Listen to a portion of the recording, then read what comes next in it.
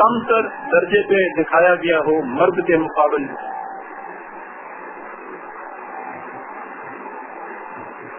قرآن کریم اس مقام سے عورت کو اٹھا کر، جو میں نے ابھی عرض کیا ہے کہ جو عرب معاشرے میں عورت کا جو مقام تھا، یہاں سے اٹھا کے وہ اس نے مرد کے ہم دوست اس کو بنا دی.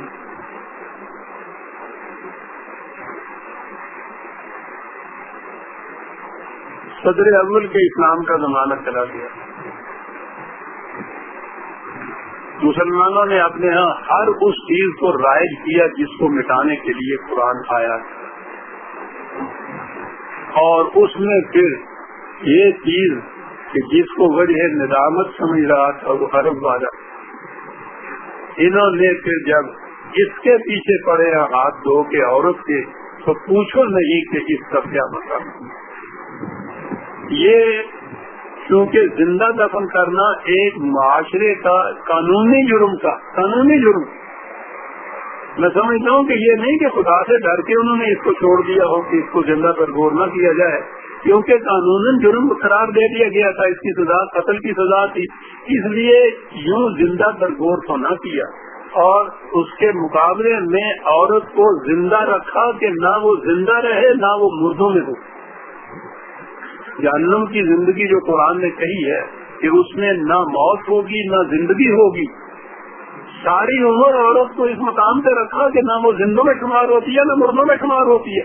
جرم نہیں ہے اس لیے سزا نہیں مل رہی، کیونکہ قتل تو نہیں کیا. اور وہ قتل ایسا ہے کہ لٹکائے رکھا ہے پھانسی کے اوپر، لیکن وہ جسے کہتے ہیں نا تختہ نیچے سے کھینچ دینا کہ 1 منٹ کے اندر معاملہ ختم ہو، یکسو تو ہو، تختہ نہیں کھینچا جاتا، پھانسی کے تختے پہ لٹکائے رکھا جاتا ہے. یہ اس عذاب سے زیادہ سخت عذاب ہے کہ جو وہ عورت، وہ عرب اپنی بیٹیوں کو زندہ درگور کر دیتے تھے. وہ تو 1 منٹ کی بات تھی، ختم ہوا کس کا. یہ سخت کے مارنا غم ہجر میں بڑا ہے. مجھے کیا مراد تھا مرنا، اگر ایک بار ہوتا وہ تو ایک بار مار دیتے تھے، یہاں ساری عمر اس کو مارا جاتا.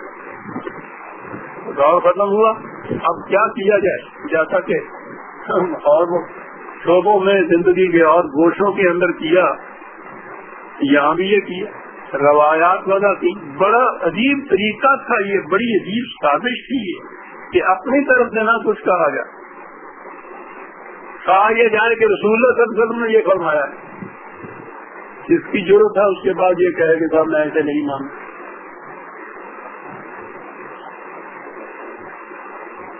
سند کیا ہے؟ یہ فرمایا ہے 200 سال 250 سال کے بعد بخارا سے، نیشا پور سے، اذربائیجان سے، سیستان سے یہ لوگ آتے ہیں، لوگوں سے ملتے ہیں، پوچھتے ہیں کہ صاحب کوئی بات رسول اللہ صلی اللہ علیہ وسلم کی آپ نے؟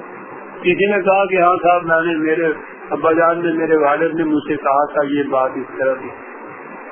200-250 سال بعد. اچھا، انہوں نے بتایا تھا کہ انہوں نے یہ کس سے سننے کے لیے، انہوں نے کہا تو انہوں نے اپنے والد سے سنی یا اپنے استاد سے سنی. انہوں نے اپنے والد سے سنی. 200-250 سال کے عرصے میں آپ سوچتے ہیں کہ کتنے نام دینے پڑیں گے درمیان میں، اور آخر میں آ کے یا کسی صحابہ کے اوپر بات ہو یا پھر یہ کہ رسول اللہ صلی اللہ علیہ وسلم نے ایسا فرمایا. تو کئی دفعہ یہ چیزیں آ چکی ہوئی. شاید آج اس قسم کی باتیں تو امام بخاری خود کہتے ہیں کہ مجھے ملی لوگوں سے، اور میں نے ان کو خود اپنے قیاس سے پھر چھانٹا. اس میں سے چھانٹ کے 3000 کے قریب رکھی، اپنی کتاب میں درج کی. ویسے تو قریباً 6000 کے قریب ہے، وہ مقررات کو نکال دیا جائے تو اتنی بن جاتی ہے. اب ان کے متعلق جو اس طرح سے جمع کی، اس طرح سے انہوں نے اس کا انتخاب کیا کہ ایک انسان نے اپنے قیاس اور رائے کے مطابق ان کو اکٹھا کر کے لیا. اس کو کہا رسول اللہ نے ایسا فرمایا تھا. عورت کے متعلق اس قسم کی حدیث ہے. واضح ہے کہ خود موضوعات جسے کہتے ہیں نا وضعی حدیثیں، بنائی ہوئی حدیثیں، اس کے اوپر بڑی بڑی کتابیں ہیں ہمارے یہاں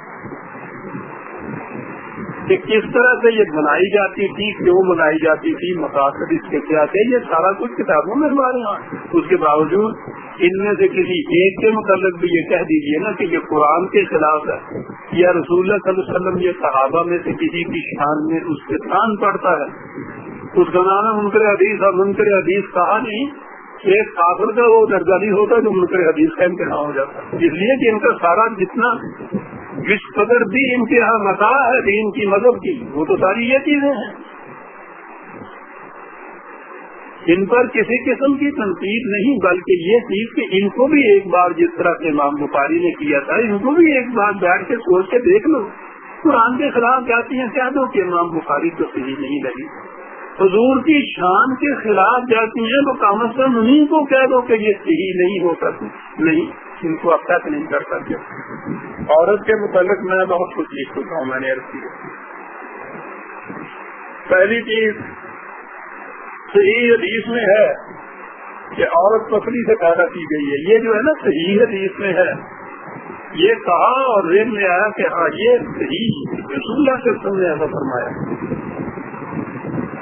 یہ صحیح حدیث کے معنی ہوتے ہیں، یہ کتابیں ہیں 6 امتحان ہمارے یہاں چلی آ رہی، صحائح ستہ، 6 صحیح حدیث کی کتابیں، یعنی انہوں نے صحیح بخاری تو آپ نے سنا ہوگا نا، اس نام کے ساتھ ہی صحیح رکھ دیا جاتا ہے، اس کے اندر کی جو کتاب وہ کوئی حدیث ہو جاتی ہے صحیح حدیث میں ہے۔ صحیح حدیث میں ہے کہ عورت آدم کی پسلی سے پیدا کی گئی ہے، اور سب سے بلند پسلی سب سے زیادہ ٹیڑھی ہو، بس تو اگر اسے سیدھا کرنے کی کوشش کرے گا تو تو اسے توڑ دے گا،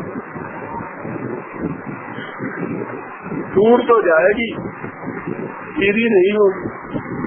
تو اس کے لیے طریقہ یہ ہے کہ تو اگر اس میں کچھ کبھی باقی چھوڑتے ہوئے فائدہ اٹھانا چاہے تو دیکھ کر فائدہ اٹھا سکتے ہیں، کچھ کبھی تھوڑی چیزیں ہیں تو اس میں، کیونکہ پوری کی پوری یہ سیدھی نہیں ہو سکے گی، ٹوٹ جائے گی، تو کچھ تھوڑی سی ٹیڑھی رہنے دو اس کو، اور پھر اس سے فائدہ اٹھا لو، یعنی اس سے یہ ایسی چیز ہے جس سے فائدہ اٹھائے گا مرد، یہ ہے مقام، ٹیڑھی رہنے دو۔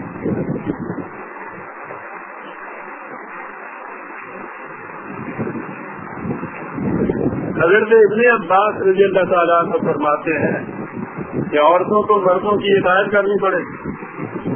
حضرت حسن بصری رحمۃ اللہ علیہ فرماتے ہیں کہ ایک عورت نے نبی صلی اللہ علیہ وسلم کے سامنے اپنے خاوند کی شکایت کی، اس نے اسے تھپڑ مارا کہ اس نے اسے تھپڑ مارا ہے، بس آپ نے اسے بدلہ دینے کا حکم کیا ہی تھا کہ یہ آیت اتری الرجال قوامون علی النساء، اور اس کا ترجمہ یہ لوگ کرتے ہیں کہ خدا نے مردوں کو عورتوں پر داروغہ یا حاکم بنا کے بھیجا ہے، تو جس کو جیل کا داروغہ بنایا جائے گا تو جو قاضیوں کا حجر کرے گا۔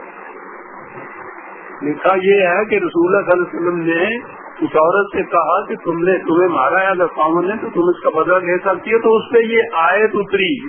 آپ کو یاد ہے میں نے نزول قرآن کی آیات کے متعلق ایک درس میں بیان کیا تھا، اس پر یہ آیت اتری کہ خدا نے مردوں کو عورتوں کا داروغہ بنایا ہوا ہے،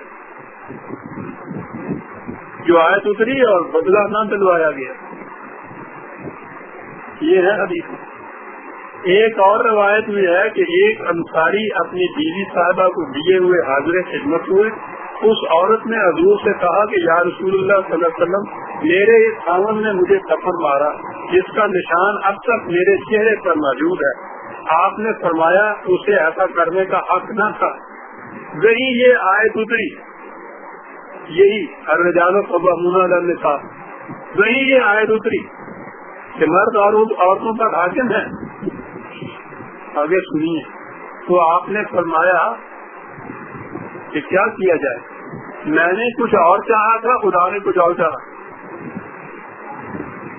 یعنی رسول اور اس کے خدا کے اندر معاذ اللہ کا گزر ہو رہی ہے، اور مجبوری ہے رسول اللہ کی، اور اس سے کہا کہ میں نے کہا تھا کہ بدلہ دو، اور سے خدا کی طرف سے یہ حکم آ گیا۔ یعنی رسول اور اس کے خدا کے اندر معاذ اللہ تک مرج ہو رہی ہے اور مجبوری ہے رسول اللہ کی